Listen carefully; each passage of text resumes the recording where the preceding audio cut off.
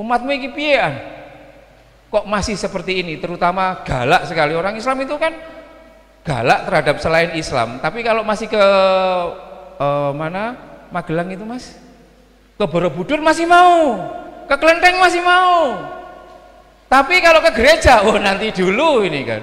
Nanti bisa ditanyakan kepada mbak-mbak ini bagaimana perasaan pertama kali masuk di gereja. Yang ingin saya katakan bahwa gereja mendapat special attention terkait dengan dari pandangan Islam itu sendiri. Karena apa? Karena ada beberapa faktor itu sendiri.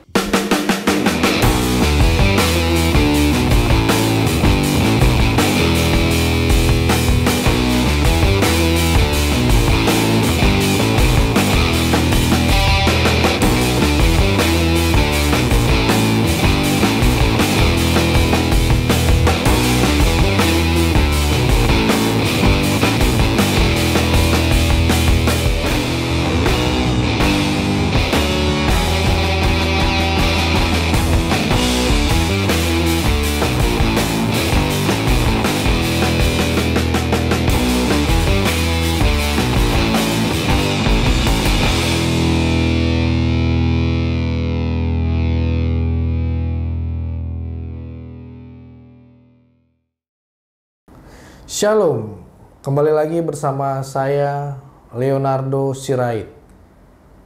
Pada video saya kali ini saya akan membuat reaction tanggapan terhadap video di mana Gus An atau lebih dikenal Muhammad Ahad Ansori yang merupakan ketua jaringan Islam anti diskriminasi yang disingkat Jihad, yang di dalam materi tersebut Gus An memberikan sejarah bagi negeri ini karena dia melahirkan toleransi. Dia memaparkan secara sosial tetapi juga dari sudut pandang politik tentang perseteruan atau boleh dikatakan permusuhan yang terjadi antara umat Islam kepada umat Kristen, yang menurut saya sangat baik kita dengarkan dan kita pelajari agar materi ini, nilai-nilai yang disampaikan dalam seminar ini yang dilakukan di gereja GKJ sangat bermanfaat bagi kita. Menurut saya sangat-sangat membawa kita, menolong kita kepada satu keseragaman di dalam bernegara di Indonesia. Mari kita sama-sama saksikan video berikut ini.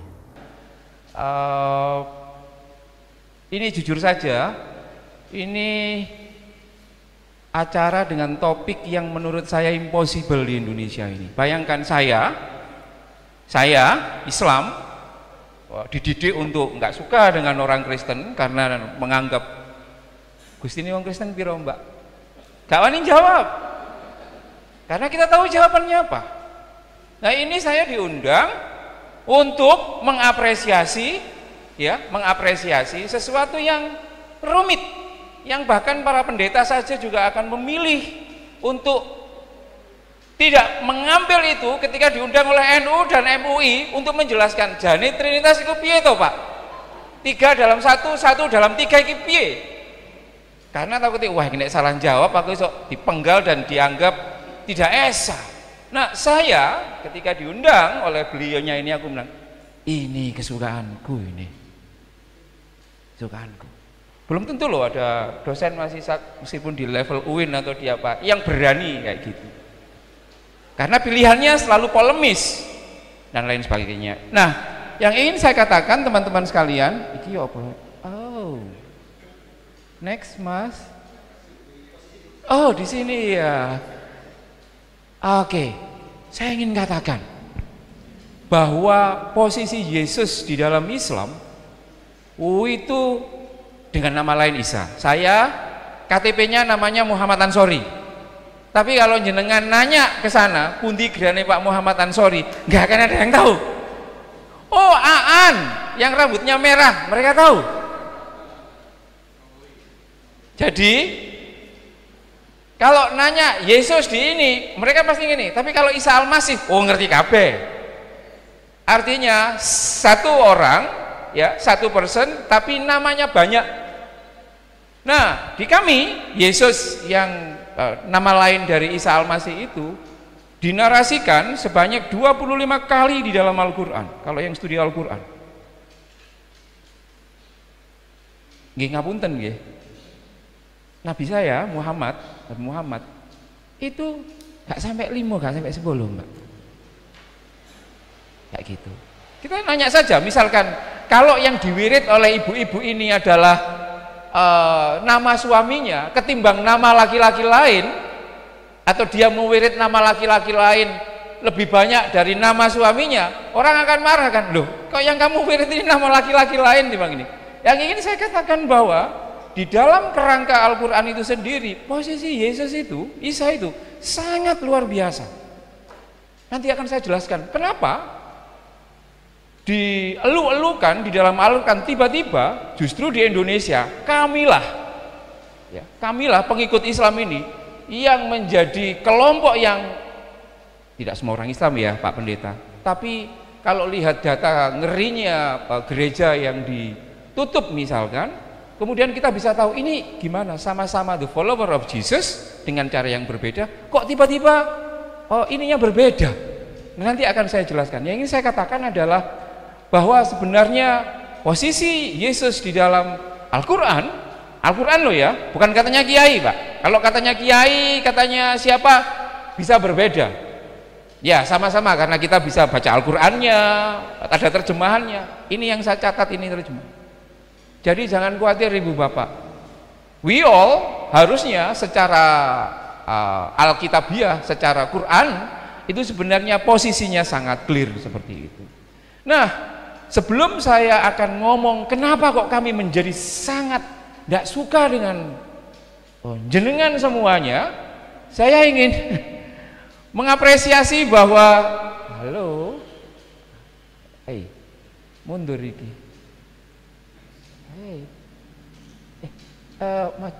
Kalau maju gimana? Mundur Mas. Ya apa mundur iki? Mas, please. Enggak. Next Mas. Next lagi. Saya ingin mengapresiasi betapa saya itu sangat berterima kasih kepada teman-teman gereja karena sudah mampu mendidik jemaat-jemaatnya itu dengan sangat baik, sehingga mereka menurut survei ini survei mahasiswa-mahasiswi seluruh Indonesia mengenai tingkat toleransi. Ya. Yang paling enggak Mas, enggak. Mas. Itu ya apa toh? Nah, ini. Jadi mahasiswa-mahasiswi selain Islam itu tingkat ketika disurvei itu tingkat toleransinya paling tinggi seluruh Indonesia. Posisinya di sini, yang hijau-hijau ini bukan PKB atau P3 ya, hijau-hijau ya inilah kayak gitu. Nah, sayangnya kami yang warna merah ini masih sangat intoleran kayak gitu. Artinya apa? Artinya bahwa pendidikan agama Kristen dengan perspektif Trinitarian itu ternyata mampu untuk mendorong warga jemaat ini untuk bisa berkontribusi secara konkret menyangkut soal toleransi. Nah terus umatmu iki piyean? Kok masih seperti ini? Terutama galak sekali. Orang Islam itu kan galak terhadap selain Islam, tapi kalau masih ke mana Magelang itu Mas, ke Borobudur masih mau, ke Klenteng masih mau. Tapi kalau ke gereja, nanti dulu ini kan.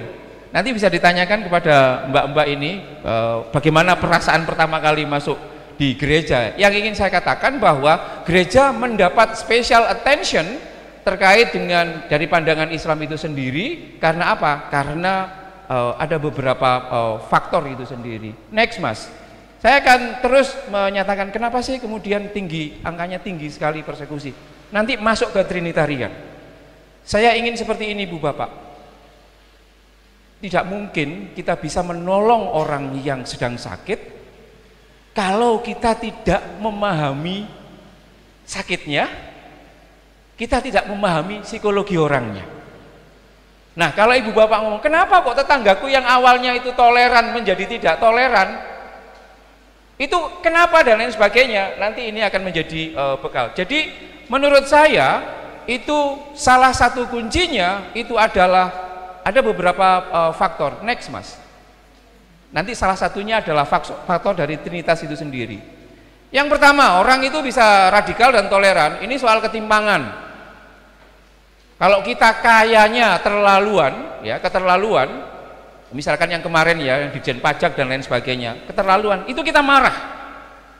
Biasanya ketimpangan sosial itu, yang marah itu kan yang menjadi korban, gitu kan Mas? Tapi dalam konteks ini, konteks soal identitas agama ini, justru yang marah itu justru orang yang sudah melimpah. Orang Islam itu kan menguasai seluruh jagat politik loh. Nggak mungkin, belum mungkin ada presiden yang di luar Islam, itu belum mungkin. Artinya apa? Kami ini sebenarnya tidak tertindas, tapi kenapa ada orang yang tidak tertindas tapi kemudian malah berposisi sebagai orang yang selalu tertindas? Ngamuk. Saya nggak tahu di Sragen ini. Sragen mungkin suatu saat bisa dicek ya, nanti kalau ada warga yang agak bagus ilmu politiknya Mas, coba running menjadi calon bupati Sragen. Nanti kena isu SARA atau tidak kayak Ahok. Kalau nggak kena isu SARA, itu berarti kedewasaan teman-teman Sragen kuat. Meskipun nggak jadi bupati. NU nanti akan ngomong, ya apik gereja ya gereja, tapi ya tetap ya milih tetap sing podo-podo. Podo-podo kayak gitu. Jadi yang ingin saya katakan adalah bahwa kalau dulu ada teori bahwa yang tertindas itu yang melawan, dalam konteks ini berbeda. Yang berkelimpahan itu justru merasa dirinya terancam. Jadi ini apa? Dicek ternyata semuanya normal, tapi kok jek loro. Nah yang kedua, menurut saya orang itu bisa radikal, bisa intoleran, itu kalau dia memiliki kadar angan-angan yang melebihi ambang batas. Kadar angan-angan terkait yang paling suci, yang paling murni, yang paling asli, yang paling benar. Itu kalau kadarnya keterlaluan, ia akan menyakiti orang lain. Merasa dirinya cantik, itu ini oke. Tapi merasa dirinya paling cantik, itu bermasalah bagi warga jemaat. Kalau misalkan pendeta Wawan mengatakan, istriku cantik, semua oke. Tapi nek istriku paling cantik seluruh GKJ, wah ini ibu-ibu majelis akan bermasalah. Pak ya jangan gitulah. Karena kata paling itu selalu meminta tumbal orang ada di bawahnya.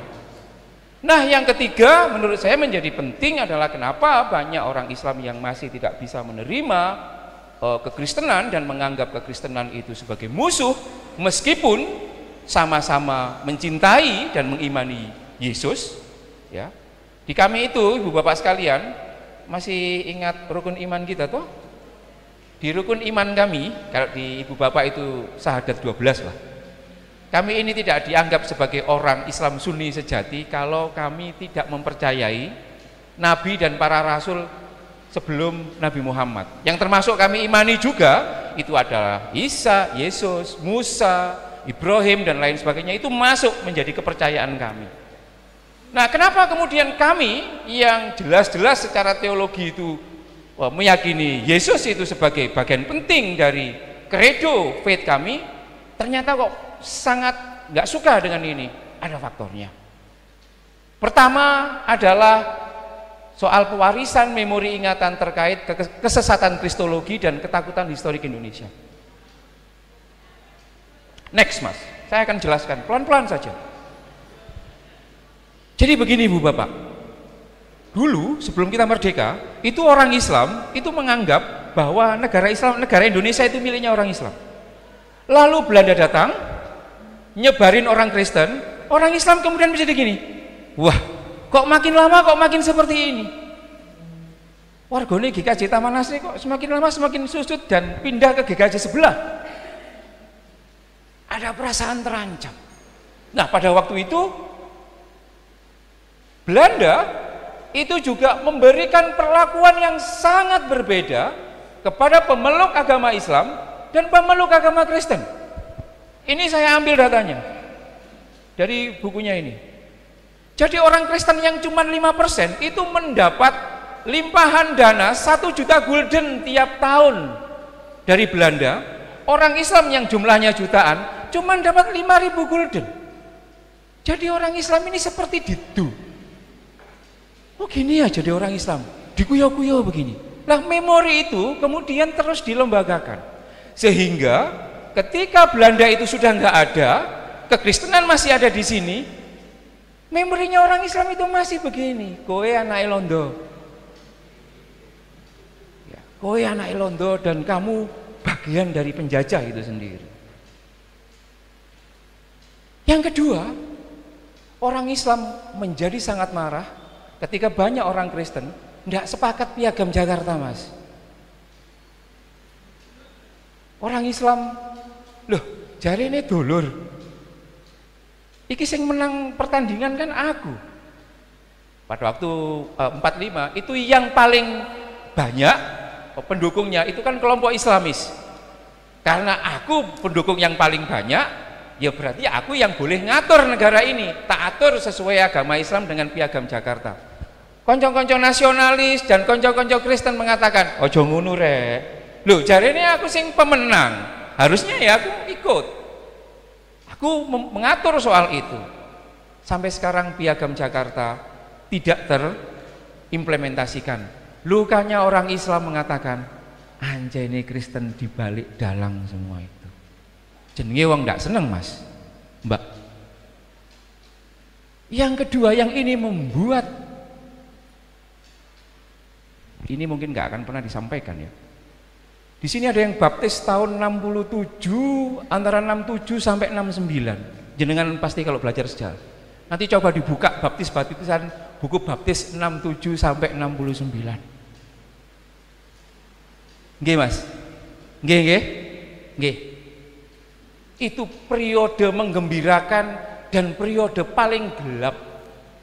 Menggembirakan bagi teman-teman Kristen dianggap paling gelap di dalam narasi politik Islam. Yang tahu sejarah pada waktu itu GKJ mendapat limpahan sangat banyak pada waktu itu. Ada sekitar 1 juta orang itu minta dibaptis selama 2 tahun itu. Salah satunya karena gara-gara peristiwa 65. Bayangkan ibu bapak, orang Islam itu kan paling gopoh kalau ada orang yang awalnya dianggap Islam terus kemudian live di TikTok, dibaptis secara live, itu kan pasti akan dilaporkan polisi itu. 1-2 orang. Ini hampir 1 juta orang itu minta dibaptis. Kiai pada waktu itu ndelok itu karo ngersolo ibu bapak. Ya Allah.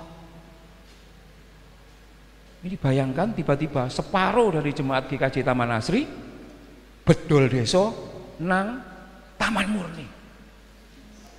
Oh, ele-elean loh, iki ini. Loh, ya kan? Perasaan majelis gimana? Ya, perasaan.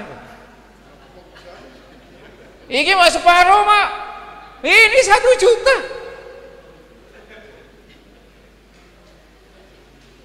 Jadi pada waktu itu seluruh politisi Islam merasa dirinya terluka.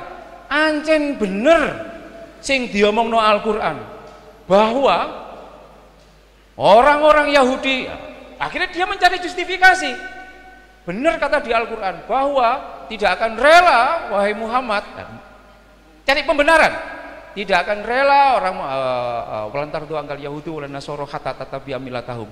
Orang itu kalau marah, kalau yang marah itu pendeta, dia mesti akan cari justifikasinya di Alkitab, Bu, untuk mengatakan bahwa itu adalah benar secara biblikal. Sama dengan itu. Tuh, benar kan yang dikatakan di Al-Baqarah 225 itu? Tidak akan pernah rela wahai Muhammad sampai orang Kristen dan Yahudi itu melihat kamu dan umatmu masuk ke agama mereka. Benar itu. Jadi memang orang-orang Kristen yang ada di Indonesia itu musuh dalam selimut. Itu sebabnya orang Kristen, orang Islam sangat takut dengan kristenisasi. Ya toh, Mbak? Oh, jadi ada gereja loh ya. Ini nanti kalau difoto viral ini nanti dimarahi sama ketua PCNU. Tapi ini oke. Ini oke. Nah, saya ingin mengatakan bahwa kita di Indonesia mewarisi sejarah itu, dan sejarah itu kemudian diwariskan. Dan orang Kristen tidak pernah mau terbuka juga untuk mengatakan itu. Orang Islam akhirnya ya kamu nggak ngomong ya berarti iya. Itu alasan kenapa kami sangat takut ketika ada tiba-tiba muncul gereja di banyak tempat. Itu tadi Bapak Ibu, saudara-saudari sekalian, kita sudah menyaksikan bersama-sama cuplikan video dari Gus Ansori atau Muhammad Ahan Ansori. Menurut saya dari segi kebinekaan, kebangsaan sangat-sangat baik untuk poinnya ini. Ini sangat luar biasa. Ini saya berikan apresiasi kepada beliau. Saya berikan karena kandungan nilai toleransi beragama, bagaimana kita hidup dalam bingkai NKRI. Ini semua terjabarkan oleh beliau, oleh materi yang disampaikan. Apalagi sikap dari Gus Aan ini sendiri. Jujur, sekali lagi saya sangat mengapresiasi apa yang dilakukan beliau ini. Dan materi yang dia sampaikan sangat-sangat ilmiah, sangat terbuka, tidak ada yang ditutup-tutupin. Ini terjadi contoh bagi kita anak-anak muda di Indonesia untuk bagaimana kita menjaga moderasi beragama, bagaimana kita mendiskusikan, mendialogkan agama-agama kita pribadi dalam suatu tujuan, dalam suatu visi, dalam suatu keselarasan, dalam kita hidup di negara kesatuan Republik Indonesia ini. Sekian video saya ini, jangan lupa klik tombol subscribe dan bagikan video ini, karena ini adalah dampak lahirnya toleransi. Ini harus dibagikan, ini harus disuarakan. Terima kasih, Tuhan Yesus memberkati kita semua. God bless.